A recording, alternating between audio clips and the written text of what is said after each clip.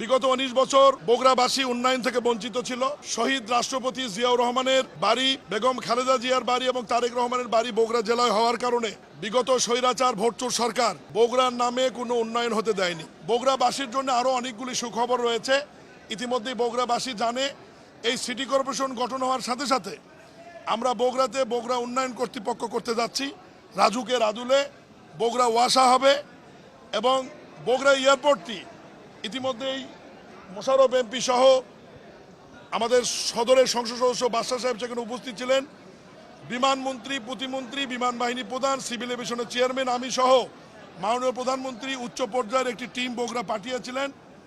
বগুড়া যে বিমানবন্দর হচ্ছে এটা বাংলাদেশের মধ্যে সবচাইতে উন্নত মানের এবং বহুমাত্রিক একটি বিমানবন্দর হচ্ছে এবং ইতিমধ্যেই বগুড়া বিমান বাহিনীর ট্রেনিং সেন্টারকে মাননীয় প্রধানমন্ত্রী প্রতিরক্ষা মন্ত্রী হিসাবে গত 15 দিন আগে উত্তরাঞ্চলের একমাত্র বিমান ঘাঁটি হিসেবে অনুমোদন করেছেন এবং বাংলাদেশে এই মুহূর্তে সবচাইতে দামি যুদ্ধ বিমান যেটি বাংলাদেশ বিমান বহরে সংযুক্ত হতে যাচ্ছে সেই বিমানটি বগুড়া বিমান ঘাঁটিতে অবতরণ করবে এবং সেখানেই থাকবে ইনশাআল্লাহ।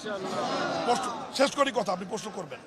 এর বাইরেও ওখানে বিমান বাহিনীর পাইলটদের একটি ট্রেনিং সেন্টার হবে এবং ওই ট্রেনিং সেন্টারে বিমান বাহিনীর পাশাপাশি বগুড়া এবং আশেপাশে জেলার মেধাবী ছাত্র যারা সাধারণ মানুষের সন্তান, মেয়ে এবং ছেলে, তারাও পাইলট হিসেবে ট্রেনিং নিয়ে বাংলাদেশ বিমান, ইউএস বাংলা সহ পৃথিবীর বিভিন্ন বেসরকারি বিমান কোম্পানিতে জব করতে পারবে।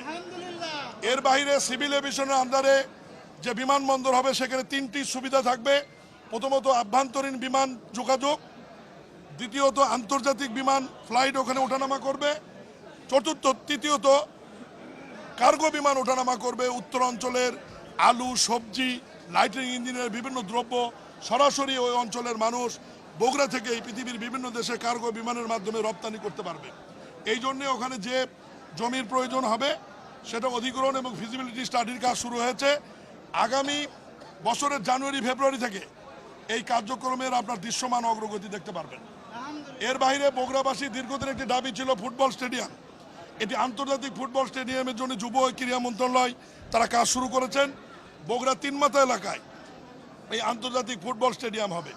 মাননীয় প্রধানমন্ত্রী তার জনসভায় আরও একটি দাবির কথা উল্লেখ করেছিলেন, সেটা হচ্ছে বগুড়া বিশ্ববিদ্যালয়। বগুড়া বিশ্ববিদ্যালয় একটি বহুমাত্রিক বিশ্ববিদ্যালয় হিসাবে আবির্ভূত হতে যাচ্ছে এবং আইন সংশোধন করা হয়েছে। ওই কমিটিতে আমি সভাপতি ছিলাম।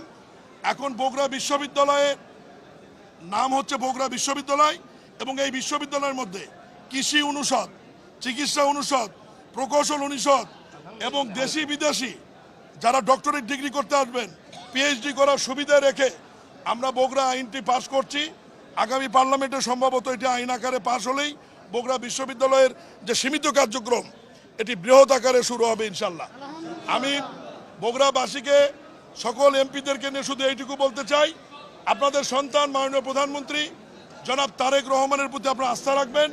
19 বছরের যে বঞ্চনা এবং বঞ্চিত রয়েছে বগুড়াবাসী, এটি ইনশাল্লাহ আগামী 1 বছরের মধ্যেই বৃহৎ কিছু কাজের মাধ্যমে সব কিছু দৃশ্যমান হবে এবং এর বাইরেও বগুড়ার যে 6টি আসন রয়েছে 6টি আসনেরও ব্যাপক কাজ হবে। রাস্তাঘাট, ব্রিজ, কালভার্ট, স্কুল, কলেজ একটু সময় দিতে হবে।